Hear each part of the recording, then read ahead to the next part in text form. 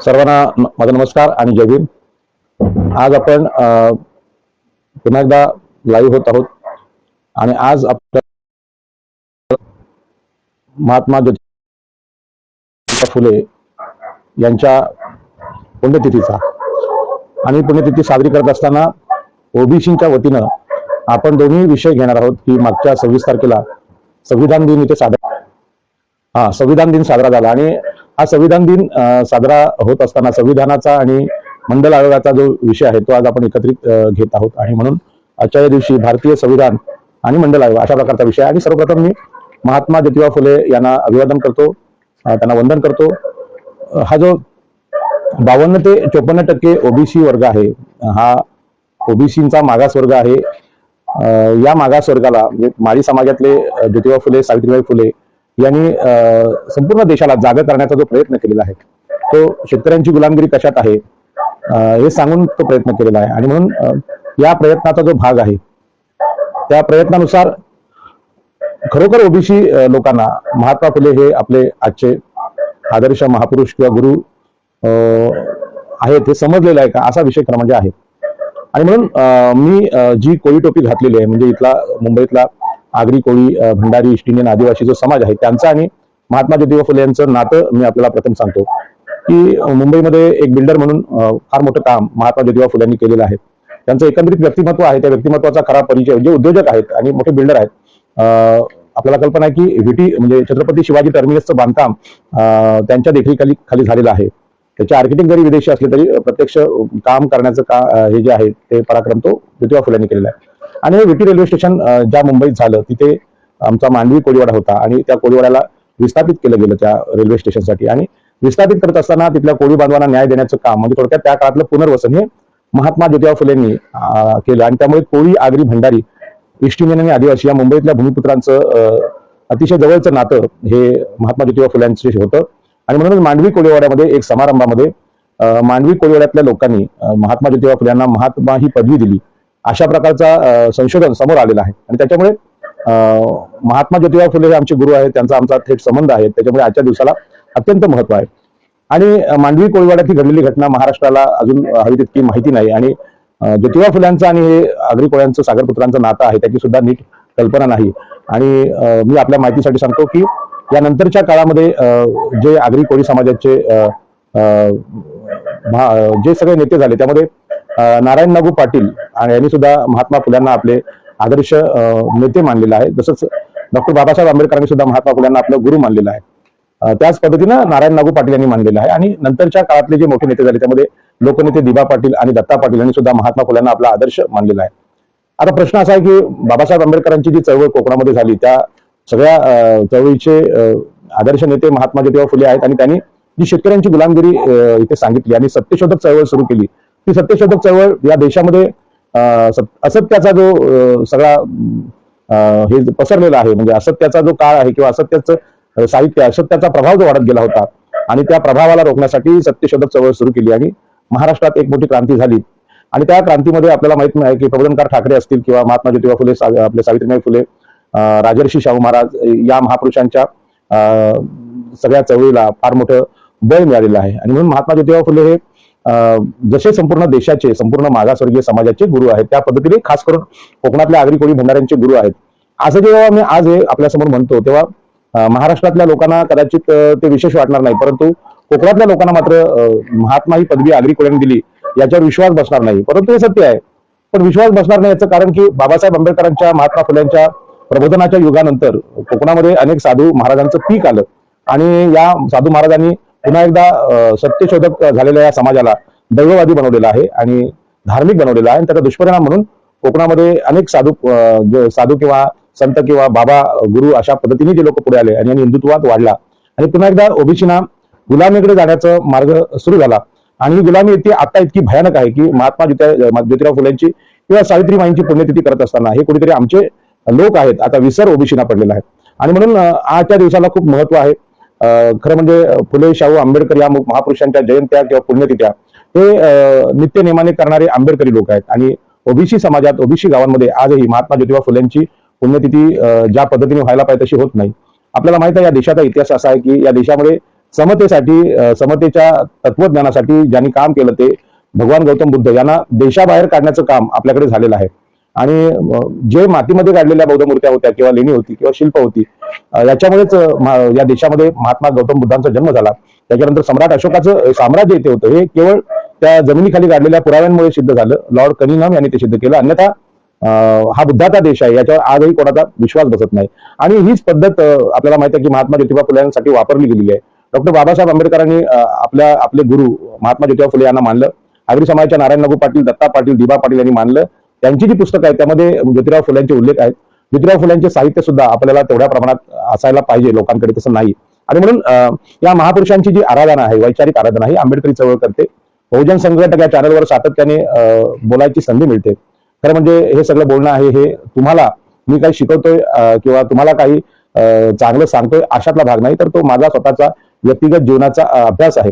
आणि यातून माझा अभ्यास पक्का होत जातो. आपण सगळे ऐकता, प्रतिक्रिया देतात. याच्यामुळे माझ्या जीवनाची जी वैचारिक समृद्धी आहे ती वाढते. आणि मला एक या सगळ्या महापुरुषांच्या विचारांचा चिंतन करण्याचा प्रसंग या निमित्ताने येतो. म्हणून मी आपल्याला सगळ्यांना धन्यवाद देतो आणि विनम्रपणे कबूल करतो की मी तुम्हाला काही सांगण्यासाठी हे बोलत नाही. हा माझ्या आचरणाचा भाग आहे. आणि खरं म्हणजे हे पहिल्यांदा जे ओबीसी ऐकतील त्यांच्यासाठी फार हे महत्वाचं आहे. कारण का महात्मा ज्योतिबा फुल्यांवर बोलणारे ओबीसी नेते सुद्धा फार कमी आहेत, ओबीसी बांधव सुद्धा कमी आहेत. आणि ज्या पद्धतीने महात्मा ज्योतिबा फुल्यांनी सत्याचा शोध लावलेला आहे, तो सत्याचा शोध पुन्हा एकदा सतत घेणं ही काळाची गरज आहे. म्हणजे सत्यशोधक पद्धतीचे विवाह होणं सुद्धा गरजेचं आहे. मला आठवतं की आमच्याकडे प्राध्यापक महाजन, नंतर आमचे दरवडे आहेत, नंतर चंद्रकांत बावकर आहेत, तांडेल आहेत, हे सगळे आम्ही जळगावला गेलो होतो आणि तिथे सत्यशोधक पद्धतीचा विवाह आम्ही लावला होता. आताच फेसबुकवर जेव्हा मी काही कमेंट करतो त्यावेळी एकाने कमेंट केली की तुमचा जर मागच्या पिढ्यांचं लग्न जर ब्राह्मणांनी लावलं नसतं तर तुमचा जन्मच झाला नसता, असं एका हिंदू ओबीसी माणसाचं स्टेटमेंट आलं. आणि याविषयी सुद्धा महात्मा ज्योतिबा फुलेंनी त्यावेळी बंड केलं होतं की आमची लग्न ही आम्ही लावली पाहिजेत, ब्राह्मणांची तिथे काही गरज नाही. आणि ब्राह्मणांना यापासून परावृत्त करण्याचा संघर्ष ज्योतिबा फुलेंनी केला होता. आणि सत्यशोधक पद्धतीचं लग्न म्हणजे ब्राह्मणांना न घेता केलेलं लग्न, ही प्रथा महाराष्ट्रामध्ये रुजू पाहत होती. आणि आता सुद्धा आमचा तो प्रयत्न आहे. आमच्या आगरी कोळी समाजात पूर्ण लग्न 3 दिवसाचा जो विधी आहे तो धौलारणी म्हणजे विधवा स्त्रिया लावतात.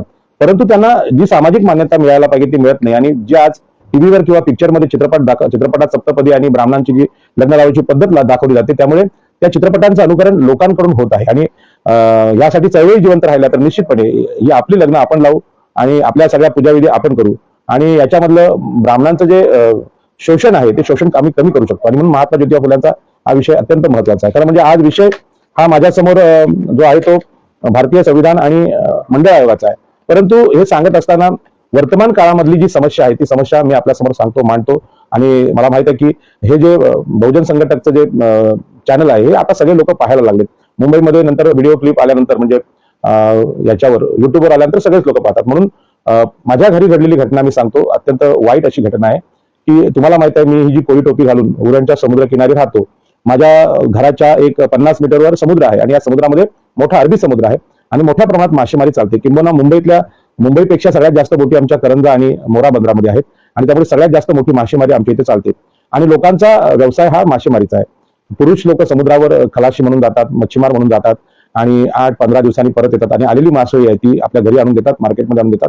मासळी घरी आल्यानंतर घरातल्या स्त्रिया आहेत त्या स्त्रिया त्या मासळी वेगवेगळी करतात. म्हणजे मोठी मच्छी, छोटी मच्छी, नंतर मच्छीचे जे प्रकार आहेत त्यांचं वेगळं करतात. त्यामध्ये बोंबील कुठली, चिंबोरी कुठली, कोळंबी कुठली, जिताळा कुठला, वाकटी कुठली, अंबार कुठली, सुकट कुठली, असं वेगळं करतात. आणि त्या जी मच्छी सुकवायची असते ती सुकवतात आणि ओली मच्छी असते, ताजी मच्छी असते ती मार्केटमध्ये विकायला जातात. म्हणजे इथली उरणची जी अर्थव्यवस्था ही मच्छीमारांची अर्थव्यवस्था आहे. किंबहुना मुंबई, ठाणे, पालघर आणि रायगडची समुद्रपट्टी आहे, इथे सगळा मच्छीचा व्यापार चालतो, मच्छीमारी चालते.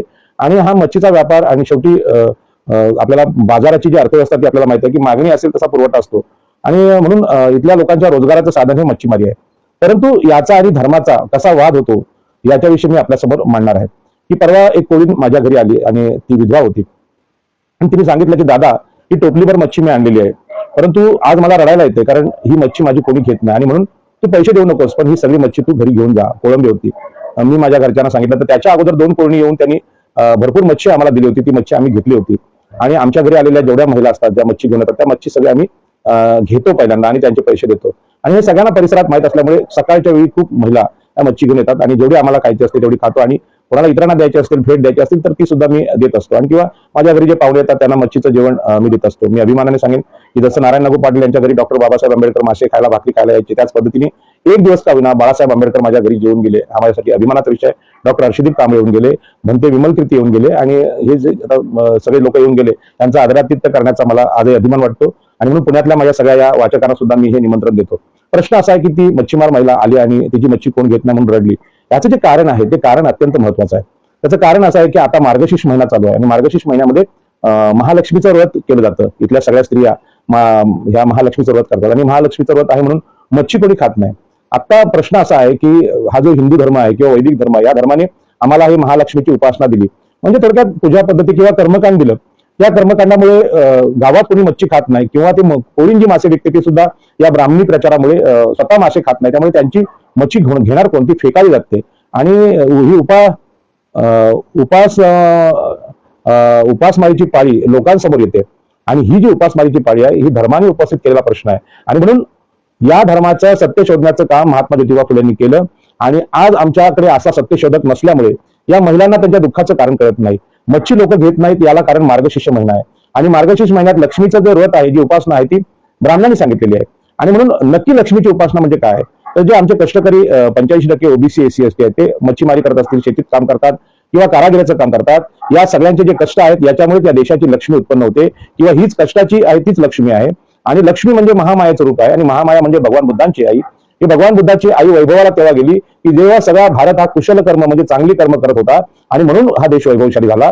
आणि त्यांना कर्मकांडी बनवण्याचं काम ब्राह्मणी धर्म करतोय. आणि आज माझ्या उरणमध्ये मी माझ्या बहिणीचे जे अश्रू पाहिले तेव्हा माझ्या लक्षात आलं की या ताईला कसं समजावं की बाबा तुझा जो व्यवसाय आहे मासेमारी, ते जर मासे तूच खाल्ले नाहीस तर लोक कशी खातील. आणि म्हणून अशा प्रकारचा धर्म हा आमच्या विरोधी काम करतो आणि आम्हाला कष्ट करून सुद्धा उपाशी मारायला तयार होतो. आणि म्हणून ह्या ज्या गोष्टी आहेत, कुणी काय आहार करावा किंवा मच्छीमध्ये किती प्रोटीन्स आहेत, तिथे किती फायदे, ते विज्ञानमत न सांगता इथे जो धर्माचा जो हे तमाशा चालू आहे त्याच्यामुळे आजही ओबीसी याचा प्रचंड त्रास होतो. आणि म्हणून ओबीसी बांधवांना मी आग्रहाने सांगेन की आपण तर्क लावा, तर्कबुद्धीवर तपासून बघा. आणि मग आपल्या कष्टकरी शरीराला जर योग्य आहार मिळाला नाही, म्हणजे अंडी आणि मासे मांस मिळालं नाही, तर आपण कष्ट कसे करणार आणि आपण जिवंत कसे राहणार, हा विचार करा. आणि लक्ष्मीचं व्रत म्हणजे कष्ट, लक्ष्मीचं व्रत म्हणजे फळं आणणं किंवा तिची चौरंगावर ठेवून तिच्या प्रतिमेची पूजा करणं, हे लक्ष्मीचं व्रत नाही. आपल्या घराघरात असणारी स्त्री ही लक्ष्मी स्वरूप आहे, तिला चांगला आहार भेटला पाहिजे आणि अशा कर्मकांडी उपवासाला आम्ही सोडलं पाहिजे. अशा प्रकारचं वक्तव्य मी सुरुवातीलाच करतो. आणि संविधानाचा विचार करत असताना कोणता आहार कोणी घ्यावा, कपडे कसे घालावे आणि वागावं कसं, हे त्याची अभिव्यक्ती स्वातंत्र्य किंवा त्याचा स्वतःचा तो अधिकार आहे. व्यक्तीच्या अधिकारांना मोठा सन्मान देण्याचं काम भारतीय संविधानाने केलेलं आहे. आणि संविधानाची निर्मिती यासाठीच झाली की अशा प्रकारचा धर्म जो कर्मकांड करून गरिबांना घरात अन्न असून सुद्धा उपाशी ठेवतो, अशा प्रकारचा कर्मकांडी धर्म नाकारून इथल्या नागरिकांची सदस्य विवेकबुद्धी जागृत व्हावी, अशा प्रकारचं संविधान डॉक्टर बाबासाहेब आंबेडकरांनी आम्हाला दिलेलं आहे. आणि म्हणून इथल्या गरिबांना जो त्रास होतोय त्याची चर्चा करणं आजच्या दिवशी मला जास्त महत्वाचं वाटतं. आणि आमच्या मच्छीमार बांधवांना अशा प्रकारचा जो ब्राह्मणी धर्म आहे तो अक्षरशः भिकेला लावतोय किंवा उपाशी ठेवतोय. आणि म्हणून इथली जी सागरी अर्थव्यवस्था आहे त्या अर्थव्यवस्थेला पूर्वी सुद्धा मनुस्मृतीचा हा धर्म मारक होता आणि आजही आहे. आणि म्हणून समुद्र उल्लंघन करू नका हे जे मनुस्मृतीने सांगितलं ते आंतरराष्ट्रीय दर्जाचे व्यापारी असलेल्या आगरी कोळ्यांसाठी अत्यंत धोकादायक ठरलं. आणि म्हणून संविधानाने जो नवीन विचार इथे आणलेला आहे तो विचार समजण्यासाठी आपल्या जीवनातले हे प्रश्न समोर आले पाहिजेत आणि या प्रश्नांवर चर्चा झाली पाहिजे. मागच्या 2-3 कार्यक्रमामध्ये मी ही गोष्ट प्रामुख्याने सांगितली की या देशातला जो धर्म आहे तो शाकाहाराचं समर्थन करतो आणि मांसाहार करणाऱ्यांचा तिरस्कार करतो. तो तिरस्कार एवढा करतोय की बॅरिस्टर जिना यांचे जे आजोबा आहेत ते हिंदू होते, म्हणजे ठक्कर रघुवंशी समाजाचे होते आणि त्यांचा माशाचा धंदा होता गुजरातमध्ये. परंतु गुजरातमधल्या कट्टर हिंदू लोकांनी मासे खाणाऱ्यांचा तिरस्कार केला, एवढा तिरस्कार केला की बॅरिस्टर जिनांच्या आजोबांना हे गुजरात सौराष्ट्र सोडून कराचीला राहायला जावं लागलं. आणि तिथे जाऊन त्यांनी शेवटी कंटाळून या लोकांना धर्मांतर केलं. कारण मच्छीचा व्यवसाय समुद्रकिनारी करण्याशिवाय दुसरा पर्यायच नव्हतो. कारण सागराचं जे उत्पन्न आहे, सागराचं वैभव आहे, 71% समुद्र आणि 29% जमीन आहे. म्हणून आपल्याला अन्नासाठी समुद्रावर सुद्धा अवलंबून राहावं लागतं. जगातले सगळे देश या माशांचा मच्छीमारीचा पुरस्कार करतात आणि मोठं जागतिक चलन आपल्याला या व्यवसायातून मिळतं. आणि हे जे बॅरिस्टर जिना आहेत त्यांचा प्रचंड तिरस्कार इथल्या गुजराती हिंदूंनी केल्यामुळे त्यांनी धर्मांतर केलं आणि पुढे जाऊन त्यांनी आपल्याला माहित आहे की हा देशच तोडला. म्हणजे पाकिस्तान आणि भारत, हिंदू आणि मुसलमान अशी त्याची फाळणी झाली. इतका मोठा दुष्परिणाम आपल्या देशाला भोगावा लागला. आणि म्हणून अशी परिस्थिती पुन्हा देशावर येऊ नये म्हणून कोणी काय खावं, कसं राहावं याचे अधिकार त्या व्यक्तीला देणारं भारतीय संविधान आपल्याकडे आलं. आणि म्हणून या संविधानाचं जे व्हॅल्यू आहे ते अत्यंत मोठं आहे. जसं बॅरिस्टर जिनांना मासे खातात म्हणून हिनवलं, आज मुंबईतल्या आगरी कोळ्यांना मासे खाणारे म्हणून हिनवलं जातं. त्यांना शाकाहारी लोक राहायला जागा देत नाही. खरं म्हणजे मुंबईची सगळी जमीन आहे आगरी कोळी भंडारी ईस्ट इंडियन लोकांची आहे आणि आमच्या जमिनीवर असलेल्या मुंबईत मासे खाणाऱ्या लोकांचा तिरस्कार केला जातो. त्यांच्या कोळीवाड्यांमध्ये मच्छीचा वास येतो म्हणून त्यांच्याकडे नाके मोडून पाहणारी मंडळी या मुंबईत आली आहेत आणि ही शाकाहारी उच्चवर्णीय हिंदुत्ववादी मंडळी आज कोळीवाड्यांचा तिरस्कार करतात, कोळीवाड्यांना एसआरए लावण्याचा प्रयत्न करतात, त्यांना उद्ध्वस्त करण्याचा प्रयत्न करतात. या काळामध्ये संविधान प्रत्येक कोळीवाड्यामध्ये गावामध्ये गेलं पाहिजे आणि म्हणून आजच्या या कार्यक्रमामध्ये मी बॅरिस्टर जिन्नांचा जो तिरस्कार गुजराती हिंदूंनी केला त्याचा दुष्परिणाम सांगितला. मी अभिमानाने सांगेन की हे भारतीय संविधान ज्यांनी लिहिलं ते डॉक्टर बाबासाहेब आंबेडकर आगरी कोळ्यांच्या घरी येऊन बोंबील मासे खायचे, भाकरी खायचे, वेगवेगळ्या प्रकारची मच्छी खायची आणि मच्छी खाणाऱ्या माणसाने भारताचं संविधान लिहिले. कुठल्याही शाकाहारीने सोळं घालणाऱ्या माणसाने ते केलेलं नाही आणि म्हणून या संविधानाचा अभिमान इथल्या आगरी कोळी कराडी आणि देशातल्या सगळ्या बहुजन समाजाला असला पाहिजे. आणि म्हणून हे प्रास्ताविक करत असताना आपला जो मुख्य विषय भारतीय संविधान आणि मंडल आयोग आहे. आता मी मुख्य विषयाकडे येतो. तिथली जी मच्छीमार महिला आहे ती मातृसत्ताक आहे, मी नेहमी बोलत आलो आणि तिचा माशाचा व्यवसाय आहे. ती संपूर्ण अर्थव्यवस्था कुटुंबाची आणि गावाची सांभाळते. तिला धोका आता हिंदू वैदिक धर्मापासून झालेला आहे आणि हा धोका अशा प्रकारचा आहे की या ओबीसी समाजातल्या विद्वान लोकांना सुद्धा हा जो वैदिक ब्राह्मणी धर्म आहे आपल्या विरोधात चाललाय हे समजत नाही आणि आपले व्यवसाय बंद पडायची वेळ आली आणि म्हणून हा जो विषय तो मी इथे घेतला. आता प्रश्न आलाय मंडल आयोगाचा. आपल्याला भारतीय संविधान आणि मंडल आयोग असा विषय बहुजन संघटकच्या राहुल खांडेकर यांनी दिलेला आणि म्हणून संविधान सांगत असताना अजूनही भारतीय संविधानावरचे सगळे कार्यक्रम आंबेडकरी चळवळीतले लोक किंवा आंबेडकरी लोक करतात, बौद्ध बांधव करतात. इथल्या गावठाणांमध्ये कोळीवाड्यांमध्ये संविधानाचे कार्यक्रम होत नाहीत. याचं कारण असं आहे की संविधानाची निर्मिती का झाली, कशासाठी झाली आणि कोणी केली हे अजून समजवलेलं नाही. आणि म्हणून संविधानाची निर्मिती का झाली तर अशा प्रकारचा शाकाहाराचा तीव्र आग्रह धरणारा जो धर्म आहे हिंदू ब्राह्मणी धर्म आहे तो इथल्या बहुजन समाजाचे आदिवासी मच्छीमार यांच्या विरोधात जातो. आणि म्हणून धर्माचं जे पूर्वीचं जे स्वातंत्र्यपूर्व काळातलं मनुस्मृतीच्या काळातलं जे वागणं होतं ते इथल्या 85% लोकांच्या विरोधात होतं. त्यांना जमिनी, पाणी, जंगल, शिक्षण, आरक्षण हे मानवी अधिकार नाकारणारा धर्म इथला होता आणि या धर्माच्या शोषणामुळे ओबीसींची प्रचंड लोकसंख्येचा समूह मागे पडला होता, शोषित होऊन तो निश्चित पडला होता. आणि म्हणून याला जर वेळीच जर अधिकार दिले नाहीत तर या पिचलेल्या समाजाचा नाश होईल. त्यांची मुलं आहेत त्यांना शिक्षणापासून वंचित राहतील, व्यवसायापासून वंचित राहतील. ही गोष्ट डॉक्टर बाबासाहेब आंबेडकरांच्या लक्षात आली आणि संविधानामध्ये अनुसूचित जाती, अनुसूचित जमाती यांचं जे दुःख आहे, शोषण जसं डॉक्टर बाबासाहेब आंबेडकरांनी अचूक मांडलं आणि त्यावर उपाय सांगितले त्याच पद्धतीने 54% लोकसंख्या असलेल्या ओबीसीना सुद्धा कशा प्रकारचं शोषण केलं जाते हे समजवण्याचा प्रयत्न केला. परंतु आपल्याला माहिती आहे की डॉक्टर बाबासाहेब आंबेडकर हे देशाचे आणि जगाचे नेते असले तरी सुद्धा त्यांना एका विशिष्ट जातीमध्ये गुंतवून ठेवण्याचं काम इथल्या ब्राह्मणी धर्माने केलं आणि म्हणून वेगवेगळ्या जाती म्हणजे एक एक राष्ट्र आहे अशा प्रकारचं सत्य आपण इथे पाहिलं. आणि म्हणून त्या जातीला स्वतःचा नेता असला पाहिजे, कारण एक जात दुसऱ्या नेत्याचं किंवा दुसऱ्याचं ऐकायला तयार नाही. आज डॉक्टर बाबासाहेब आंबेडकरांनी आम्हाला सर्व देशाला म्हणजे इथले उच्चवर्णीय ब्राह्मण, क्षत्रिय, वैश्य आणि ओबीसी, एससी, एसटी यांच्या अधिकारांचं जरी संविधान लिहिलेलं असलं तरी बाबासाहेब ते विशिष्ट जातीचे आहेत, अस्पृश्यांचे नेते आहेत. अशा प्रकारची मांडणी आजही देशात कायम आहे. म्हणजे थोडक्यात ही एक अस्पृश्यता आहे.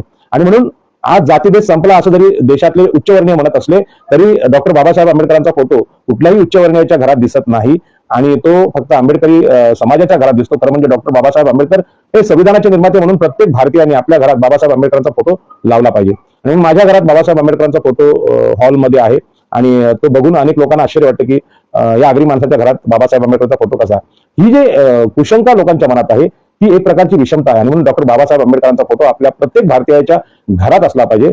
खरे राष्ट्राभिमानी जे लोक असतील ज्यांना माहित आहे की संविधानानेच हे राष्ट्र बांधलं गेलंय, संविधानाने जे राष्ट्राची उभारणी होते आणि संविधानिक राष्ट्रवाद हाच खरा राष्ट्रवाद आहे, त्यांनी प्रत्येकाने मग तो ब्राह्मण असेल, मराठा असेल, वैश्य असेल यांनी बाबासाहेबांचा फोटो लावला पाहिजे. परंतु इथला समाज आहे तो उच्चवर्णीयांचं अनुकरण करतो. म्हणजे उच्चवर्णीय हिंदू जसा वागतो तसं ओबीसी वागतात आणि म्हणून ओबीसींनी आता अनुकरणाची पद्धत बदलली पाहिजे. ब्राह्मण, मराठा, वैश्य, ब्राह्मण, क्षत्रिय, वैश्य यांचं आचरण हे मनुस्मृतीचं आहे आणि मनुस्मृतीचं आचरण आपल्या जगण्याला अपायकारक आहे, आपल्या जगण्याला धोकादायक आहे, आपल्या जगण्याला जगण्याचं शोषण करणार आहे. म्हणून आता आचरण करायचं असेल तर आपल्याला उलट्या पद्धतीने करावं लागेल. आपले जे अतिशूद्र भाऊ आहेत म्हणजे एससी आणि एसटी हे जे भाऊ आहेत हे भाऊंचं शोषण इथल्या उच्चवर्णीय हिंदूंनी खूप केलेलं. परंतु बाबासाहेब आंबेडकरांचा विचार आज तिथून सुरू होतोय. म्हणजे आंबेडकरी चळवळ ही बाबासाहेबांचा विचार सांगते आणि देशाला जर गुलामीत ब्राह्मणी धर्माने टाकला असेल तर बौद्ध धर्मीय लोक देशाला आता मुक्तीचा अधिकार देत आहेत, प्रबोधन करतायत आणि म्हणून त्यांचं अनुकरण करून ओबीसी लोक आज पुढे येऊ शकतात असा विचार मी इथे मांडतो. आणि म्हणून संविधानाचे सगळ्यात जास्त कार्यक्रम आंबेडकरी लोक करत असतील याचाच अर्थ असा आहे की भारताला गुलामीतून मुक्त करण्याचं काम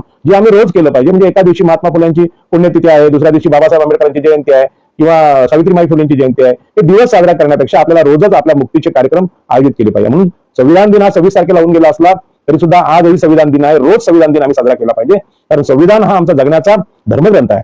आणि म्हणून ओबीसींचा जो प्रश्न आहे, ओबीसींच्या घरामध्ये संविधान जात नाही, ओबीसींच्या घरामध्ये बाबासाहेबांचे विचार जात नाहीत कारण चुकून त्यांच्याकडून आचरण हे उच्चवर्णीयांकडून केलेल्या कामाचं होतंय आणि ही जी चक्र आहे हे आपल्याला बदलावं लागेल. की उच्चवर्णीय आमचे आदर्श कधीच नव्हते, तर उच्चवर्णीय आमचे शत्रू होते, ज्याने आम्हाला सगळे मानवी अधिकार नाकारले आणि ज्या महापुरुषांनी अधिकार दिले ते महात्मा ज्योतिबा फुले, सावित्रीबाई फुले शिक्षणाचा अधिकार देणाऱ्या क्रांती ज्योती आहेत आणि डॉक्टर बाबासाहेब आंबेडकर यांनी जर आम्हाला अधिकार दिले असतील तर या महापुरुषांचे फोटो लावून आम्ही रोजच्या जगण्याची सुरुवात सकाळी केली पाहिजे. ओबीसीच्या घरात सकाळी देवपूजा होते, 2-2 तास पूजा करणारे ओबीसी आहेत. या सगळ्यांनी ह्या पूजा बंद करून आता महापुरुषांचं आचरण, भारतीय संविधानाचं वाचन आम्ही केलं तरच आमची मुक्ती आपल्याला मिळू शकते. आणि म्हणून भारतीय संविधान आणि मंडल आयोगाचा विषय आल्यानंतर मंडल आयोगाने जे काही आपल्यासाठी केलेलं आहे ते खरोखर ओबीसीना माहित नाही. मंडल आयोगाची चळवळ जी आपल्याकडे झाली त्या मंडल आयोगाच्या चळवळीमध्ये आमचे लोकनेते दिबा पाटील होते, जगन्नाथ कोटेकर होते, ऍडव्होकेट जनार्दन पाटील होते. आगरी समाजाने या चळवळीचं नेतृत्व मुंबईत केलं, परंतु आगरी समाजाने या नेत्यांना बाहेर काढलं. जसं भगवान बुद्ध या समाज प्रबोधन करणाऱ्या महान विचारवंतांना देशाने बाहेर काढलं आणि ज्योतिबा फुल्यांना, सावित्रीबाई फुल्यांना सुद्धा आज हे उपेक्षितांचे, वंचितांचं नेतृत्व आहे, ओबीसींचा त्यांचा काही संबंध नाही अशा प्रकारची वागणूक दिली जाते. आणि ही वागणूक जर अशीच राहिली तर एक दिवशी महात्मा ज्योतिबा फुले, सावित्रीबाई फुले हे महापुरुष होते. ही महान स्त्री सावित्रीबाई होती जिने इथल्या महिलांना 1000 वर्ष शिक्षण नाकारलं होतं, तो शिक्षणाचा अधिकार दिला. ही गोष्ट लोक विसरून पुन्हा एकदा सरस्वती पूजन आणि सरस्वतीची प्रार्थना करायला लागतील आणि हे निर्बुद्धपणाचं लक्षण होईल, आमचा तर्क संपून जाईल. आणि म्हणून हे जे विचार आहेत बहुजन संघटकचे ते रोज आम्हाला ऐकावे लागतील, रोज लोकांना समजावून सांगायला लागतील. आणि म्हणून मंडल आयोग हा जो विषय आहे, मंडल आयोग हा ओबीसीच्या हक्काचा विषय आहे आणि तो विषय इथे मांडत असताना हा विषय या चॅनलवरच्या बौद्ध बांधवांना, आंबेडकरी बांधवांना समजू शकतो, परंतु मी जेव्हा बोलतो तेव्हा ओबीसीसाठी बोलतो. आपल्याला आपण सर्व विषय जाण टाकणं म्हणजे आपल्या समोर बोलण्याची मला काही गरज नाही, कारण माझी एवढी विद्वत्ता नाही, एवढा अभ्यास या चॅनलवरच्या लोकांनी केलेला आहे, इथल्या श्रोत्यांनी केलेला आहे. परंतु हे माझं बोलणं ओबीसीसाठी गरजेचं आहे. आता ओबीसीचा सगळ्यात मोठा प्रश्न असा आहे की आम्ही धर्माने हिंदू आहोत, आम्ही ब्राह्मण, क्षत्रिय, वैश्य हे आमचे शोषण करते असले तरी त्यांना आम्ही आमच्या डोक्यावर बसवतो, त्यांना आम्ही गुरु मानतो आणि ते वागतील तसं वागतो. आणि म्हणून आमची जी कोळी महिला परवा रडली, तिचं शोषण आता तर धर्म करतोय, परंतु तुला असं सांगितलं की बाबा तू उपवास करतेस, या लक्ष्मीचं व्रत या मार्गशीर्ष महिन्यात करते, एक महिनाभर मार्गशीर्ष महिन्याचं व्रत आहे, ती दिवसाची तुझी 5000ची मच्छी नाशवणारे व्रत आहे आणि म्हणून तुझ्या लक्ष्मीचा, संपत्तीचा नाश करणारं व्रत आहे. तू हे उपवास सोडून दे आणि तुझ्या कामाचं, धंद्याचं म्हणजे जे कौशल्य आहे, व्यापाराचं, मच्छीमारीचं कौशल्य आहे त्याचं आचरण नीट कर. आणि म्हणून जे कोणी मच्छी खातात, इतर धर्मीय लोक, मुस्लिम खातात, ख्रिश्चन खातात, ते हिंदू धर्म मानत नाही, त्यांच्याकडे जाऊन ही मासे विक आणि हे जर केलं तर तुझा धंदा टिकून राहील. आणि आपण पहिल्यांदा ते उपवास सोडले पाहिजेत. आपण रोज मच्छी खाल्ली पाहिजे. मी रोज मच्छी खातो, मी कुठल्याही देवतेचा अशा प्रकारचं उपवास वगैरे करत नाही आणि त्यामुळे आतापर्यंत मी अत्यंत सुदृढपणे चांगलं जगू शकतो. आणि आमच्या घरच्या सगळ्या लोकांना मी सांगत असतो की अशा प्रकारचं चांगलं अन्न म्हणजे समुद्रातली लक्ष्मी, तुमच्या मच्छी लक्ष्मीच आहे आणि ती समोर असताना तिची अवहेलना करणं हा चुकीचा धर्म आहे. आणि म्हणून सत्यनारायणची पूजा जी आमच्याकडे ब्राह्मणांनी सांगितली की बुडालेली साधुवाण्याची नौका सत्यनारायणच्या पूजेने वर येते, हा मूर्खपणा, जगामध्ये सगळ्यात मूर्ख कोण असतील तर भारतातले ब्राह्मण, परंतु त्या ब्राह्मणांनी हा मूर्खपणाचा उपयोग दुसऱ्यांसाठी केलेला आहे, म्हणजे इथल्या ओबीसी हिंदूंसाठी केलेला आहे की बुडालेली नौका पाण्याच्या वर काढायची असेल तर क्रेन आणावी लागेल, दोरखंड लागेल, स्वतःहून ती केवळ पूजा करून वर येणार नाही. ही सगळ्यांना पटणारी गोष्ट. डॉक्टर, इंजिनियर्स, प्राध्यापक, ही उच्च शिक्षित लोक आहेत, ते सुद्धा सत्यनारायण पूजेला नवरा बायको घेऊन बसतात आणि हा मूर्खपणा करत बसतात. आणि असा हा तर्कहीन हा जो देश आहे, विचार आहे, या सत्यनारायणच्या पूजेमागचं सत्य शोधणारं ज्योतिबा फुल्यांचं व्यक्तिमत्व आहे. सत्यशोधक चळवळ त्यांनी या महाराष्ट्रात उभी केली आणि ज्यावेळी या देशाची स्थापना झाली, पहिली लोकसभा, पहिली विधानसभा जर पाहिलीत तर या सभागृहामध्ये सत्यशोधन करणारे खासदार आणि नेतृत्व होते आणि म्हणून भारतीय संविधानाची निर्मिती झाली. भारतीय संविधानाची निर्मिती जी झाली त्यामध्ये मी विशेषत्वानं उल्लेख करेन की जसं महात्मा ज्योतिबा फुल्यांना, सावित्रीबाई फुल्यांना सन्मानित करण्याचं काम मुंबईच्या आगरी कोळ्यांच्या वाट्याला आलं, त्यांनी ते अभिमानाने केलं. महात्मा ज्योतिबा फुल्यांना महात्मा ही पदवी आम्ही दिली, आगरी कोळ्यांनी दिली, ही जशी अभिमानाची गोष्ट आहे. तसंच संविधान निर्माते डॉक्टर बाबासाहेब आंबेडकर अलिबागला यायचे, अलिबागला येऊन नारायण नगू पाटील यांच्या घरी मासे खायचे आणि तिथे मासे खात असताना संविधानाचा काही भाग बाबासाहेब आंबेडकरांनी तिथे लिहिला असं आताचे ज्या तिथले आमदार आहेत मीनाक्षीताई पाटील पेजारीच्या ते सांगतात आणि म्हणून त्या पेजारीच्या नारायण नगू पाटील यांच्या वास्तूला महत्व आहे. परंतु ह्या ज्या गोष्टी आहेत त्या व्यक्तिगत स्वरूपाच्या आहेत, परंतु मी अभिमानाने सांगेन की भारतीय संविधानामध्ये खोटी विरोधी बिल आहे, म्हणजे जमीनदारी नष्ट झाली पाहिजे यासाठी इथल्या आगरी कोळ्यांनी फार मोठं आंदोलन स्वातंत्र्यपूर्व काळात 1932 ते 1939 या काळात केलं आणि या आंदोलनामध्ये खोटी विरोधी म्हणजे जमीनदारी नष्ट करण्याचा कायदा पास झाला. देशामध्ये जमीनदारी नष्ट झाली पाहिजे अशा प्रकारचा कायदा डॉक्टर बाबासाहेब आंबेडकरांमुळे भारतीय संविधानात आला आणि या कायद्याची निर्मिती रायगडच्या आंदोलनाने केली, आगरी कोळ्यांच्या आंदोलनाने केली आणि म्हणून संविधानातलं जे खोटी विरोधी किंवा जमीनदारी नष्ट करा हे जे भाग आहे तो भाग इथल्या रायगडच्या आगरी कोळ्यांच्या संघर्षामुळे आला. पाणी हक्काचा विषय असेल म्हणजे आमचे जे मूलभूत अधिकार आहेत, जगण्याचे अधिकार आहेत, त्याचा सुद्धा बराचसा भाग आगरी कोळ्यांच्या आंदोलनामुळे आले. हे मी सांगायचं कारण असं आहे की संविधान हे आंबेडकरी लोकांचा काहीतरी विषय आहे, त्यांचा कार्यक्रम आहे, अशा प्रकारचा गैरसमज ओबीसी मध्ये पसरलेला आहे आणि हा गैरसमज दूर करण्यासाठी संविधानाशी थेट संबंध इथल्या ओबीसींचा आहे हे सांगणं मला गरजेचं वाटतं. बंधू आणि भगिनींनो, म्हणूनच ओबीसींचा आताचा जो विषय आहे ते ओबीसी हे हिंदुत्वाने प्रभावित असलेले लोक आहेत, उच्चवर्णीय ब्राह्मण, क्षत्रिय, वैश्य यांचं अनुकरण करतात आणि आम्ही मागासवर्गीय नाही असा गैरसमज टवटाळून बसलेले आहेत आणि त्यामुळे ते जर मागासवर्गीय आहेत हेच त्यांना मान्य नसेल तर आपण किती बडबडलो की मंडल आयोगात तुमच्यासाठी क्रांतिकारी घटना होती, तुम्ही मागासवर्गीय आहात, बाबासाहेबांनी तुमच्यासाठी हे केलं, बाबासाहेबांनी तुम्हाला शिक्षणाची व्यवस्था केली, आरक्षणाची व्यवस्था केली, तरी सुद्धा ओबीसी मधला बहुसंख्य भाग आहे हे स्वतःला मागासवर्गीय मानत नसल्यामुळे त्यांना हे आरक्षणाची काळजी वाटत नाही. जे आरक्षणाचा म्हणजे लाभ घेतात ते सुद्धा प्रामाणिकपणे सांगायला तयार नाहीत की ओबीसी आरक्षणामुळे आम्हाला शिक्षणामध्ये आरक्षण भेटलं, नोकरीमध्ये आरक्षण भेटलं आणि स्थानिक स्वराज्य संस्थांमध्ये अनेक नगरसेवक आणि महापौर ओबीसी आरक्षणामुळे झाले, हे सुद्धा हे मानायला तयार नाहीत. कारण का आंबेडकरी समाज आज मागासवर्गीयांची आंदोलन चालवतो. मंडल आयोगामध्ये सुद्धा मागासवर्गीयांनी फार मोठं आंदोलन केलेलं आहे आणि ओबीसी तेव्हा विरोधात होते. म्हणजे आमचे दिबा पाटील होते, त्यानंतर दत्ता पाटील होते, त्यानंतर जनार्दन पाटील होते, परंतु हे बाबासाहेब आंबेडकरांना, महात्मा ज्योतिबा फुलेंना आदर्श मानणारे, सावित्रीबाईंना आदर्श मानणारे, आरक्षणाचं नेतृत्व करणारे हे हिंदू नाहीत, आमच्या जातीचे नाहीत, आगरी जातीचे नाहीत, असा त्रास दिबा पाटलांना त्या काळात दिला गेला. आजही मला तो त्रास सहन करावा लागतोय. मी जेव्हा जय भीम बोलतो तेव्हा मला लोक बोलतात की तुम्ही आगरी नाहीतच, कारण जय भीम हा शब्द सुद्धा जातीवाचक आहे, अशा प्रकारचा गैरसमज हिंदू ओबीसीमध्ये गेलेला आहे. जय भीम हे भारतीय संविधानकाराचा विजयाचं उद्गार आहेत. त्यांच्या भारतीय संविधानकारांच्या वती, भारतीय संविधानकारांच्या विषयी आदर व्यक्त करणारे शब्द आहेत. हे ओबीसी हिंदूंना माहित नाही आणि म्हणून मी जेव्हा जय भीम म्हणतो तेव्हा ते म्हणतात की तुम्ही तर आगरी नाहीत, हिंदू नाहीत, आणि अशा प्रकारचा त्रास आजही मला होतो. तर महात्मा ज्योतिबा फुले यांना किती झाला असेल याची कल्पना आपण केलेली बरी. तर ही जी स्थिती ज्या ओबीसीची आहे त्यांना मंडल आयोग काय सांगणार हा मोठा प्रश्न आहे.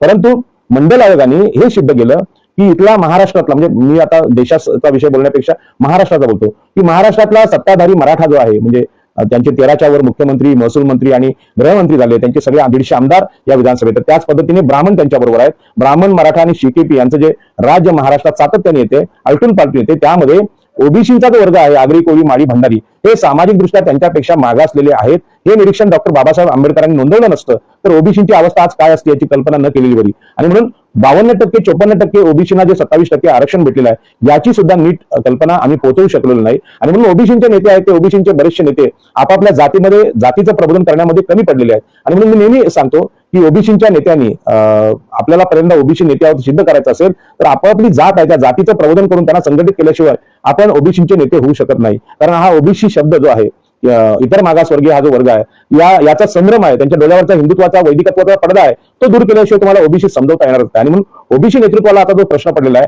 की एका वेळी त्यांना हिंदुत्वाचा, हिंदू धर्माचा, वैदिक धर्माचा अभिमान पण आहे आणि दुसऱ्या ठिकाणी ते ओबीसी पण आहेत. या दोन्ही गोष्टी एकाच ठिकाणी नांदू शकत नाहीत. आणि म्हणून मी बाबासाहेब आंबेडकरांचं एक ऐकलेलं वाक्य सांगतो की गटाराचं पाणी आणि दूध यांना एकत्र केल्यानंतर जसं दूध नसतं त्या पद्धतीनं हे जे वैदिक हिंदुत्वाचे, मनुस्मृतीचे, विषमतेचे विचार भारतीय संविधानात आणणं म्हणजे संविधानाचा अपमान आहे. आणि म्हणून ओबीसीना संविधान समजत नाही, मंडल आयोग समजत नाही, याचं कारण ओबीसी स्वतः कोण आहेत हे त्यांना माहित नसल्यामुळे हा प्रश्न आहे. आणि म्हणून ओबीसीचं प्रबोधन करण्यासाठी फार मोठं योगदान ओबीसीच्या नेतृत्वाला द्यावं लागेल, जीवनाच्या जीवन खर्च करावे लागतील. ही जी मी बोलतोय अशी हजारो भाषणं केल्याशिवाय ओबीसीना आपली खरी जी माहिती आहे ती मिळणार नाही. आणि म्हणून मंडल आयोगाचा विषय आता मी थोडक्यामध्ये इथे ओबीसीसाठी सांगणार आहे की एससी आणि एसटी म्हणजे अनुसूचित जाती आणि अनुसूचित जमाती या प्रवर्गातले जे लोक आहेत, ज्यांना ओबीसी सुद्धा मागासवर्गीय समजतात, कमी लेखतात, त्यांना जातीचा अहंकार आहे, त्या ओबीसीने लक्षात ठेवलं पाहिजे. आम्हाला सगळ्यांना ज्यांनी मागासवर्गीय ठरवले ते 15% लोक आहेत, म्हणजे ब्राह्मण, क्षत्रिय, वैश्य या 3 उच्चवर्णीय लोकांनी, मनुस्मृतीचे जे खरं म्हणजे मालक आहेत त्यांनी आम्हा सगळ्यांना मागासवर्गीय ठरवले. आम्ही ओबीसी पण त्यामध्ये आहोत, म्हणजे आपल्या खाली असलेले एससी एसटी लोकच अतिशूद्र आहेत आणि आम्ही काहीतरी हिंदू धर्माचे फार मोठे राज्यकर्ते आहोत असा जर गैरसमज ओबीसीमध्ये असेल तर त्यांनी तो काढून टाकावा.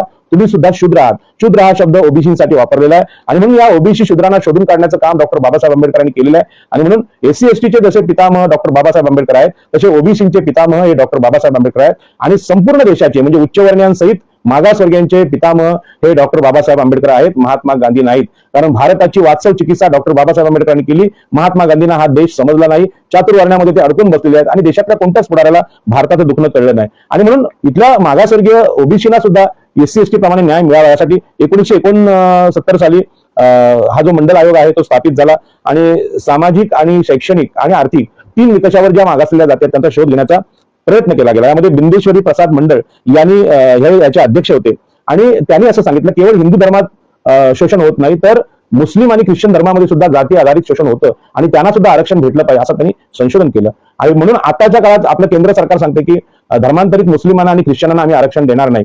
खरं म्हणजे त्यांचा हिंदू धर्मातल्या आम्हाला ओबीसी एससी एसटीच्या आरक्षणालाच विरोध आहे. त्यामुळे मुस्लिम आणि ख्रिश्चन धर्माच्या लोकांना ते शोषित लोकांना आरक्षण देणारच नाहीत. परंतु मुस्लिमांनी आणि ख्रिश्चनांनी लक्षात घ्यावं की आपला धर्म जरी मुस्लिम असेल, ख्रिश्चन असेल आणि बौद्ध धर्मांतर केलेले डॉक्टर बाबासाहेब आंबेडकर हे तुम्हाला वेगळे वाटत असले तरी तुमच्या धार्मिक शोषणापासून मुक्ती पाहिजे असेल तर डॉक्टर बाबासाहेब आंबेडकरांनाच तुम्ही गुरु मानावं लागेल, ही गोष्ट आपण लक्षात घ्यावी. आणि म्हणून मंडळ आयोगाचे हे फार मोठं संशोधन आहे की केवळ हिंदू धर्मातच जाती आधारित शोषण उच्चवर्णीयांकडून होत नाही तर मुस्लिम आणि ख्रिश्चनांमध्ये सुद्धा होतं. आणि म्हणून या ज्या जाती आहेत ते देशाच्या एकूण लोकसंख्येच्या 44% एवढ्या जाती आहेत. आणि म्हणून या लोकांना 50% जी आरक्षणाची मर्यादा या ब्राह्मणी न्यायालयाने घातली त्यामध्ये आपल्याला माहित आहे की बाबा इंदिरा साहनी प्रकरणाने 50% पेक्षा आरक्षण देऊ नका असं त्यांनी म्हटलं, परंतु त्या काळात 27% आरक्षण आम्हाला भेटलं.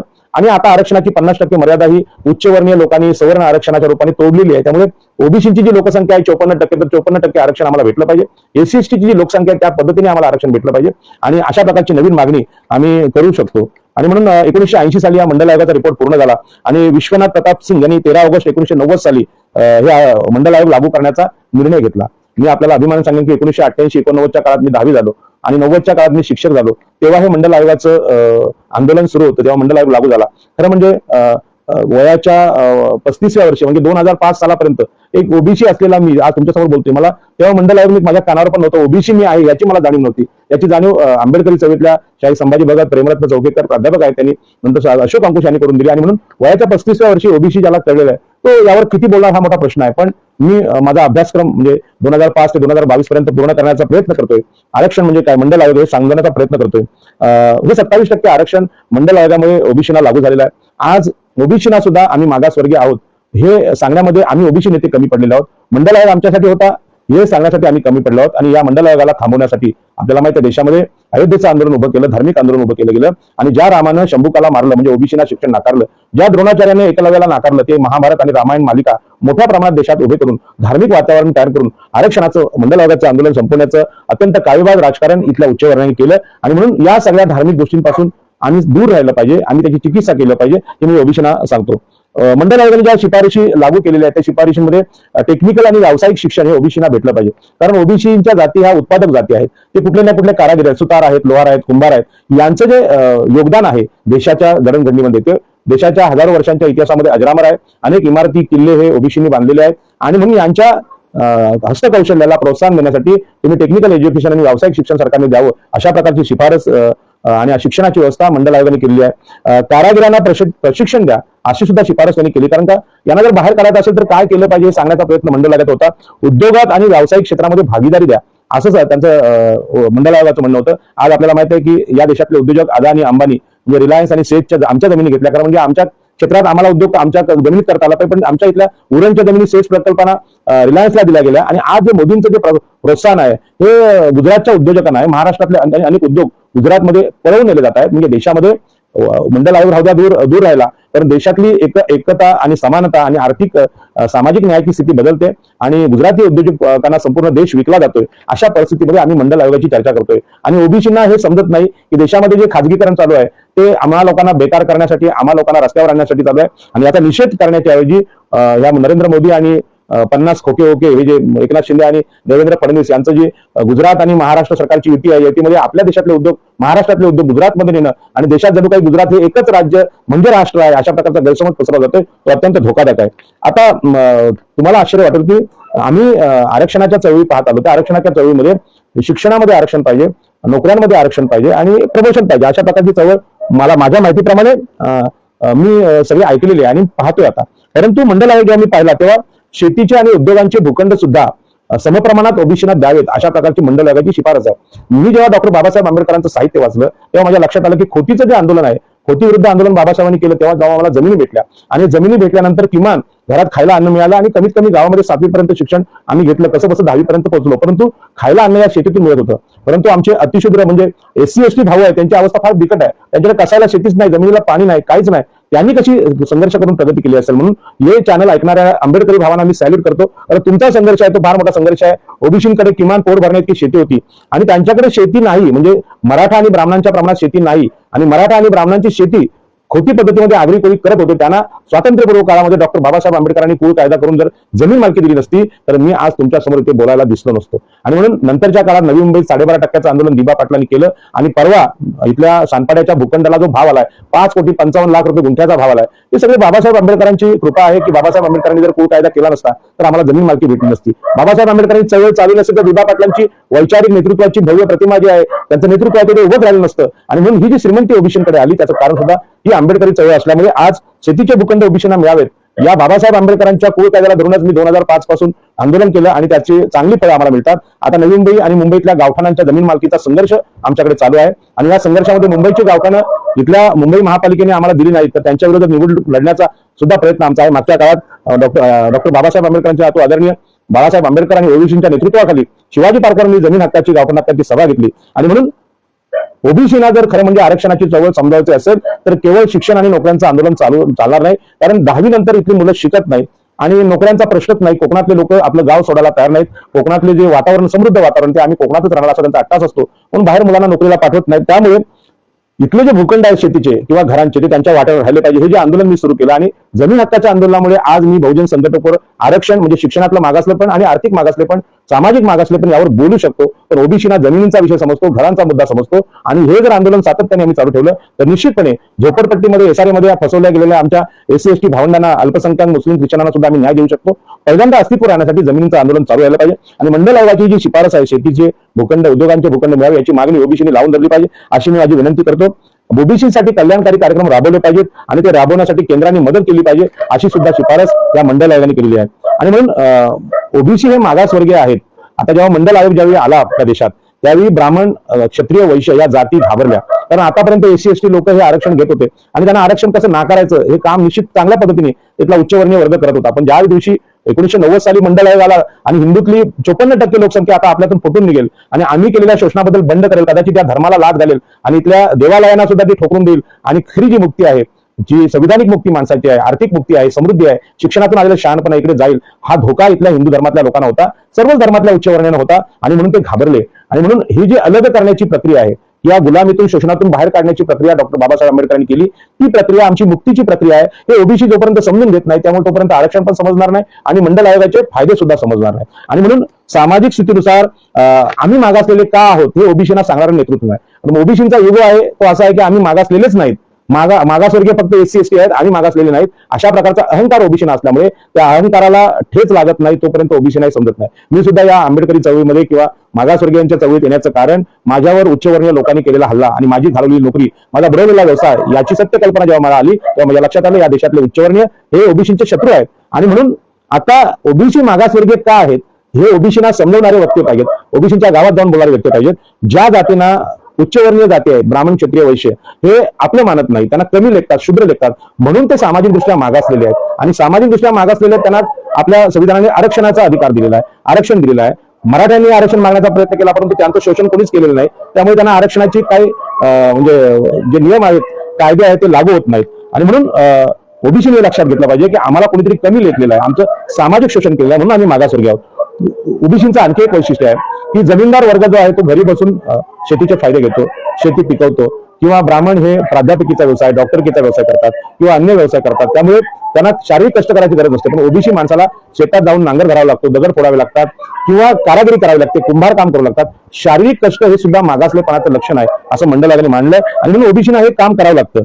मुलींच्या विवाहाचं जे वय आहे 17 पेक्षा कमी आहे ओबीसीच्या घरात कारण समृद्धी नसल्यामुळे मुलगी किंवा सून ही एक मजूर आहे त्यामुळे तिचं लग्न लवकर होतं त्यांना शिकवलं जात नाही आणि म्हणून ओबीसी हे इतरांपेक्षा मागासलेले आहेत हे सुद्धा मला इथे सांगायचं आहे. हा जरा आम्ही मागासवर्गीय का आहोत हे मंडल आयोगाने सांगितलं आणि त्यातला शैक्षणिक जो आधार आहे शैक्षणिक दृष्ट्या ओबीसी किती मागासलेले आज मुंबईतल्या कोळीवाड्यांमध्ये कॉलेज नाहीत शाळा नाहीत ही मुंबईतली स्थिती आहे आणि बाकीच्या कोळी बांधवांचा आपण विचारायला नको त्यांची अवस्था तर फार बिकट आहे. मुंबईसारख्या कॉस्मोपॉलिटन शहरामधल्या गावातल्या लोकांना शाळा आणि शिक्षण आम्ही आज पोहोचवू शकलो नाही एवढी उच्चवर्णीयांची पकड ही शिक्षणावर आहे. म्हणजे मनुस्मृती आजही संविधानाच्या काळात सुद्धा आपल्या डोक्यावर बसलेली आहे. वयाची 15 वर्ष झाली की शाळा सोडणारा जो मुला आणि मुलींचा वर्ग आहे हा ओबीसीमध्ये 25% जास्त आहे कारण त्याला मजुरी करावी लागते पोट भरावी लागते नंतर शिक्षण घेता येत नाही. माझ्यासमोर सुद्धा शिक्षणाच्या वेळी अशी परिस्थिती होती की 10वी झाल्यानंतर नोकरी लागली पाहिजे म्हणून मी डीएड केलं. त्याचा हेतू असा होता की आईवडिलांची जी जबाबदारी आहे ती लवकर आम्ही उचलावी म्हणून मी नोकरीचा शॉर्टकट मार्ग पत्करला. पण त्यावेळी जर मला उच्च शिक्षण घ्यायची संधी मिळाली असती तर निश्चितपणे आज राजाराम पाटील आपल्याला वेगळ्या रूपात दिसले असते, परंतु जो माझ्यावर अन्याय झाला तो पुढल्या पिढीवर होऊ नये म्हणून मंडल आयोगाची अंमलबजावणी आम्हाला केली पाहिजे. आणखी एक वैशिष्ट्य आहे, ओबीसी हे शैक्षणिक दृष्ट्या मागास आहे. त्याचं कारण आहे की 25% पेक्षा जास्त विद्यार्थी शाळा सोडतात, म्हणजे पूर्ण शिकत नाहीत. प्राथमिक शिक्षणात म्हणजे माध्यमिक शिक्षणामध्ये शाळा सोडण्याचं प्रमाण हे ओबीसी मध्ये 25% आहे. आणि म्हणून ओबीसी हे मागासवर्गीय का आहेत हे ओबीसी नाही सगळी आकडेवारी समजल्याशिवाय त्यांना समजत नाही. आणि इतर लोकांना सुद्धा आज मराठा समाजाचं म्हणणं की ओबीसी हे मागासवर्गीयच नाहीत, त्यांचं आरक्षण असंच भेटलंय. तर मंडल आयोगाने यावर सर्वे केलेला आहे आणि सर्वे करून निरीक्षण नोंदवलेले आहेत. आज सवर्णांना आरक्षण दिलेलं आहे, कुठली आकडेवारी नाही, सर्वे नाही, प्रत्यक्ष पुरावे नाहीत आणि मागणी नसताना ते आरक्षण दिलेलं आहे. त्यामुळे उच्चवर्णीय लोक हे आरक्षण संपवण्याच्या मार्गावर आहेत. मग खासगीकरण असेल किंवा आरक्षण असेल चुकीच्या पद्धती देणं हे प्रकार चालू आहेत. पण यावर सगळ्यावर ओबीसीचं लक्ष असलं पाहिजे. 10वी पास विद्यार्थ्यांची संख्या सुद्धा ओबीसीमध्ये केवळ 25% आहे आणि इतर समाजामध्ये साक्षरता फार मोठी आहे आणि म्हणून शैक्षणिक दृष्ट्या मागासलेले आहेत, सामाजिक दृष्ट्या मागासलेले आहेत, म्हणून त्यांना मंडल आयोग लागू होतो. मंडल आयोग ही सवलत नाही तर मंडल आयोग देशातल्या 54% लोकसंख्येचा अविकसित रूप इथे आपल्याला पाहायला मिळतं. आर्थिक आधार जे आहेत, जे आर्थिक निकष आहेत त्यानुसार ओबीसीना जो मंडल आयोग लागू झालेला आहे त्यामध्ये पारिवारिक संपत्तीचं जे प्रमाण आहे, कौटुंबिक लोकसंख्येचं प्रमाण आहे ते 25% पेक्षा कमी आहे ओबीसी मध्ये. आणि ओबीसी कच्च्या घरात राहतात, म्हणजे ग्रामीण भागातले जर ओबीसी पाहिलेत, आमच्या नवी मुंबईमध्ये शहर आल्यामुळे आता सगळं सिमेंटची गरज झाली, परंतु ग्रामीण भागात ओबीसीची जास्तीत जास्त लोकसंख्या ही कच्च्या घरात राहते आणि पिण्याच्या पाण्यासाठी त्यांना आजही डोक्यावरून पाणी आणावं लागतं किंवा पाणी लांब आहे. आता नरेंद्र मोदी उज्ज्वला गॅस घरात आला किंवा घराघरात नळ आला, लाईट नेला असं प्रचार करतात, परंतु प्रत्यक्षात परिस्थिती देशात फार विचित्र आहे. सिलेंडर एवढा महाग झालेला की पुन्हा चुलीवर जेवण करण्याची स्थिती लोकांवर आलेली आहे. त्याच्यामुळे मागासवर्गीय 54% लोकसंख्येचा हा भारत हा ओबीसींचा भारत आहे आणि ओबीसींचा भारत ओबीसींना समजेल त्यावेळी सत्ता सुद्धा ओबीसींची असेल. जनगणना करा, म्हणजे ओबीसींची जनगणना झाली पाहिजे याची ओबीसी नेते मागणी करतात. मी जेव्हा भाषण करतो तेव्हा मला अनेक लोक सांगतात की तुम्ही जनगणनेची मागणी का करत नाही. तेव्हा त्यांना सांगितलं की ओबीसींची जनगणना, मागासवर्गीयांची जनगणना ही संविधानिक आधारे ही स्वातंत्र्यपूर्व काळापासून म्हणजे इंग्रजांच्या काळात झाली, परंतु ज्या काळात काँग्रेस म्हणजे चातुर्वर्ण्य मानणारी काँग्रेस आणि मनुस्मृती मानणारी भाजप यांनी ओबीसींचं आरक्षण हे चुकीचं ठरवलेलं आहे आणि त्याच्यामुळे जर आज जनगणना केली तर ही सगळी आकडेवारी समोर येते, ओबीसींची गरिबी उघड होऊ शकते. ही भीती नरेंद्र मोदी आणि अमित शहा असल्यामुळे भाजप सरकार ही ओबीसींची जनगणना कधी करणार नाही आणि करणार नाही. ही करायची असेल तर लोकसभेमध्ये भाजपच्या एवढे खासदार आम्हाला जिंकून आणावे लागेल, राजकीय सत्ता आम्हाला ताब्यात घ्यावी लागेल आणि राजकीय सत्ता हाच आपल्या दुःखमुक्तीचा उपाय आहे. आणि म्हणून या देशातल्या ओबीसींना माझी विनंती आहे, महाराष्ट्रातल्या ओबीसींना विनंती आहे की आता निवडणुका येत आहेत, निकराने निवडणुका लढूया आणि हे उच्चवर्गीय लोक जे सत्तेत बसलेत त्या सत्तेतून त्यांना खाली खेचूया. आणि ओबीसी काय असतो हे जसं मागासवर्गीय बांधवांमध्ये आंबेडकरी बांधवांनी दाखवलं की मागासवर्गीय माणूस हा बौद्ध माणूस किंवा आंबेडकरी माणूस प्रशासनामध्ये असेल, राजकारणामध्ये असेल, तो नेहमी धडक्या देत असतो आणि या व्यवस्थेला धक्के देत असतो. अशा प्रकारची मागच्या काळातली धडक वंचित बहुजन आघाडीने दिली आणि सगळ्यात महत्त्वाचं म्हणजे लोकसभा लढण्याचं प्रशिक्षण त्यांनी आम्हाला दिलेलं आहे. त्या प्रशिक्षणाचा उपयोग करून जास्तीत जास्त खासदार आहे त्या निवडणुकीमध्ये ओबीसींचे मी उभे करणार आहे आणि मग मी बघतो कशा प्रकारे ओबीसींची जनगणना होत नाही किंवा ओबीसींच्या जनगणनेला विरोध करतो. आणि म्हणून हे जे मंडल आयोगाचं सांगत असताना भारतीय संविधान आहे त्याचं सार मी थोडक्यात सांगतो. भारतीय संविधानातल्या छोट्या छोट्या गोष्टीमध्ये मी जाणार नाही, परंतु संविधानाने जी समता सांगले, आर्थिक सांगितले, राजनैतिक सांगितले, सामाजिक सांगितले, ही आर्थिक समता मंडल आयोगाच्या रूपाने आम्हाला जमिनींचा अधिकार, उद्योगांचा अधिकार देऊ इच्छिते, व्यवसायांचा अधिकार देऊ शकते, शिक्षणाचा अधिकार देते, नोकऱ्यामध्ये आरक्षण देऊ इच्छिते. तर हे संविधानाने आलेले आहे. आज आरक्षणाची टिंगल केली जाते. उच्चवर्णीय लोक म्हणतात 73 वर्ष झाली देशाच्या आरक्षणाला, परंतु अजूनही तुमची प्रगती होत नाही. तर असं का? तर आमची प्रगती आरक्षण असून सुद्धा तुम्ही रोखलेली आहे. लोकसभेत, विधानसभेत सगळ्या जागा तुम्ही अडवलेल्या आहेत. महाराष्ट्राच्या विधानसभेत तर मराठ्यांचे 13 मुख्यमंत्री झाले, ब्राह्मणांचे झाले. आजही एकनाथ शिंदे हे मुख्यमंत्री मराठा आहेत आणि देवेंद्र फडणवीस हे ब्राह्मण आहेत. यांनी आमच्या ओबीसींच्या या ज्या मुख्यमंत्री आणि उपमुख्यमंत्री आणि गृहमंत्र्यांची पदं अडवलेली आहेत. यांना जोपर्यंत आपण बाहेर खेचू शकत नाही, सत्तेवरून खाली उतरू शकत नाही, तोपर्यंत समता येणं अवघड आहे. आणि ही संविधानिक समता आपल्या संविधानाने सांगितलेली आहे आणि समता आणायची असेल संविधानाचे कार्यक्रम गावागावामध्ये आम्ही केली पाहिजे. आणि म्हणून आरक्षण हे समतेच्या तत्वाने आलेलं आहे. आरक्षण हे सवलत नाहीत, कुबड्या नाहीत. 10च वर्ष आरक्षण दिलं असं होतं हे ब्राह्मण तावातावाने सांगतात, परंतु हा खोटा प्रचार आहे. 10 वर्षासाठी आरक्षण नव्हतं. जर तुम्ही 2000 वर्ष इथल्या ओबीसींचं शोषण केलं असेल तर आरक्षण सुद्धा 2000 पुढल्या वर्ष राहणार आणि त्यासाठी आमच्या पिढ्या संघर्ष करतील. त्यामुळे ब्राह्मण आणि क्षत्रिय वैश्यानी असा खोटा प्रचार करू नये. काही काळ तुमच्याकडे सत्ता आहे, ईव्हीएम मशीनच्या घोळामुळे सत्ता आहे, धर्माच्या प्रचारामुळे तुमच्याकडे सत्ता आहे, हुकुमशाही वृत्तीमुळे तुमच्याकडे सत्ता आहे. तुम्ही आमची संपत्ती काढून घेतलेली आहे, निवडणूक लढवायला आमच्याकडे पैसा ठेवला नाही, या शोषणामुळे तुमची सत्ता आहे. ही सत्ता खाली कशी खेचायची आम्हाला माहित आहे. डॉक्टर बाबासाहेब आंबेडकरांनी दिलेलं संविधान या देशामध्ये निश्चित समता आणू शकते. आपल्याला न्याय आकाशातला देव देणार नाही तर भारतीय संविधान देईल. हा विषय लक्षात ठेवून घराघरात संविधान आम्ही सांगितलं पाहिजे, घराघरात संविधान ठेवलं पाहिजे. आणि म्हणून मंडल आयोग हे मागासवर्गीय म्हणजे ओबीसीच्या हक्काचा जाहीरनामा आहे आणि मंडल आयोग जर लागू झाला तर निश्चितपणे आम्ही स्वतः कोकणात जमीन हक्काची, गावठाण हक्काची जे आंदोलन करतोय त्या आंदोलनाला कायदेशीर स्वरूप प्राप्त होऊ शकतं. आणि म्हणून आज देशामध्ये गुरुचरण जागा या मागासवर्गीयांकडून काढण्यासाठी सुप्रीम कोर्टाचा उपयोग केला जातो. तर म्हणजे या गुरुचरण जागा, या गावठाण हक्काच्या जागा आहेत, याचं आंदोलन आम्ही गावठाण हक्क म्हणून इकडे सुरू केलेला आहे. परंतु या आंदोलनाला धर्माच्या विरोधामध्ये जसा प्रभाव पाहिजे तसा मिळत नाही. इथले बुवा बापू हे आमच्या लोकांना धार्मिक चिंतनात गुंतवून ठेवतात. ते कधी शिर्डीची वाऱ्या करतील किंवा कुठल्या कुठल्या वाऱ्या करतात, पालख्या घेतात, परंतु संविधानाची पालखी घेऊन गावागावात गेलं पाहिजे, त्याच्यावर बोललं पाहिजे, ओबीसीना समजत नाही. म्हणून ओबीसीची समस्या ही फार मोठी आहे. मी माझ्या सगळ्या आंबेडकरी मित्रांना आणि बहिणींना भावांना सांगेन की अशा प्रकारचे प्रबोधनाचे कार्यक्रम आपण केले पाहिजेत. मी आज तुमच्या समोर सातत्याने बोलतो, त्याचं कारण आहे की आपलं जीवन फार छोटं आहे, परंतु आज हे फेसबुक आणि गुगल असं साधन आहे की मला विश्वास आहे की मी पुस्तकं जरी लिहू शकलो नाही तर ही माझी भाषणं निश्चितपणे मी असताना आणि मी गेल्यावर सुद्धा लोकांच्या उपयोगी होतील. आणि म्हणून अत्यंत प्रामाणिकपणे मी तुम्हाला माझा हेतू सांगतोय की एका जीवनामध्ये हे यश मिळत नाही. भगवान बुद्धांनी सुरुवातीच्या काळात 5च भिक्षूंना आपला विचार सांगितला, त्यानंतर हजारो लोक भिक्षू संघ तयार झाला आणि त्यानंतर आज येणाऱ्या पुढे 5000 वर्षात भगवान बुद्धांचा समतेचा, स्त्री पुरुष समतेचा, जन्माधारित जे वंशश्रेष्ठत्व असतो तो नाकारण्याचा, कर्मकांड नाकारण्याचा विचार संपूर्ण जगात गेला आणि भगवान बुद्धाच्या विचारातूनच भारतीय संविधानाची निर्मिती झालेली आहे. आणि म्हणून भारतीय संविधान हा आमचा धर्मग्रंथ आहे हे ओबीसीला आम्ही सांगतो. आणि या धर्मग्रंथाचं आचरण आणि वाचन आपण रोज आपल्या जीवनात करावं. यातल्या प्रत्येक वाक्यावर बोलण्यासारखं खूप आहे. अलीकडेच आमच्या पेंदर गावाच्या गावठाण हक्काची जनहित याचिका संविधानातल्या 226 कलमानुसार उच्च न्यायालयाने मान्य केली आणि आम्हाला एक आधार भेटलाय की आमच्या गावठाणाला संविधानाचा डॉक्टर बाबासाहेब आंबेडकरांनी दिलेला आधार नसता तर आमची गावं आणि घरं सुद्धा खाली केली असती. आणि हा धोका संपूर्ण देशाला आहे, मनुस्मृतीचा धोका संपूर्ण देशाला आहे. आणि म्हणून हे भाजपाचं सरकार आहे. भाजपाचं सरकार हिंदूंचं सरकार असलं तरी ते हिंदूंच्या विरोधी आहे, म्हणजे ओबीसीच्या विरोधी आहे. 54% लोकांच्या विरोधी हे जर सरकार असेल तर सरकार आम्ही पाडलं पाहिजे.